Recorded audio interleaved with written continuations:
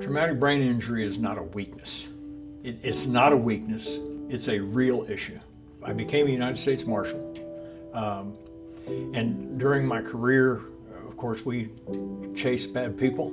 I've been around gunfire, I've been around explosions, I've been hit in the head, and then I also spent 3 tours in Afghanistan. In the line of work I was in, you don't want to think that you need assistance. And even when you get hurt, you don't, for a lot of injuries, I didn't go to the hospital. I would get up, I'd check my joints and my bones and see that I could still function, and I'd suck the pain back and I'd keep on moving. And that's common with a lot of different types of operators. So the first time I knew I needed some kind of help was after I broke my neck, and I spent 8 months in bed. I spent almost 2 years in rehab, physical rehab. And during that time, especially when I was in bed, I was having some real difficulties because I was already dealing with the loss of my career and a lot of other things. And through that process, I basically flipped out and made extreme threats. So that's when I started getting assistance for my PTSD. During different types of therapy, I had therapists that would say, "We think you've got TBI." Well, this is back 20 plus years ago. I didn't know anything about TBI. I knew there were things going on in my head that I didn't understand. I began to cope and learn how to cope with the PTSD, but I knew there was something else, and I did not know what it was. And the more I started looking at symptoms and things that I was dealing with, I came across TBI. I ended up finding the Rehabilitation Services for Alabama, and I made a phone call. I found that there was a traumatic brain injury division.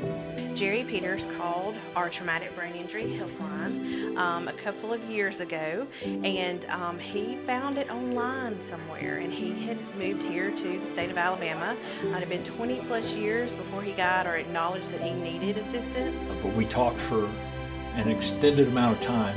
We talked about his tough demeanor, but I could tell that he really needed some assistance, and he was really wanting some guidance on what next steps. He told me he had not been, his TBI had not been addressed. April got a hold of an associate of hers, AJ, who's down at the SHARE military initiative down in Atlanta, that's operated through the Shepherd Center.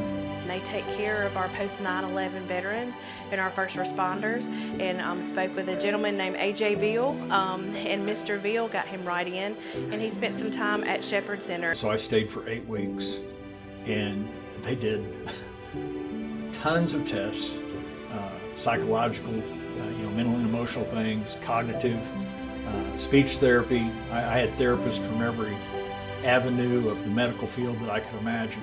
One of the things I noticed the most that really affected me a lot was that people cared.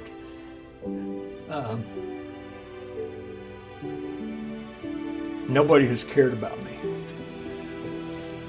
From my operator side, that seems very petty. But from my human side, which I try not to get in touch with very often, it's hurtful to think that you've done everything you can for your country. You've never hesitated going through any door, any window, dealing with the most dangerous people in the world. There was no thought at all for my personal safety. Just knowing that there's somebody out there who cares about you makes a huge difference.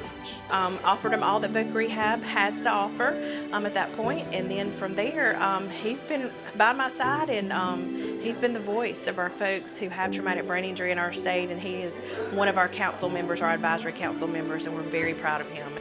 So if you're dealing with traumatic brain injury, you've got to have a source that you can go to, that you can talk through things, that you can work through things, because we need help. That's just all there is to it. Either through programs like TBI or the rehab centers or whatever we have available in this country is going to help you and motivate you to move forward.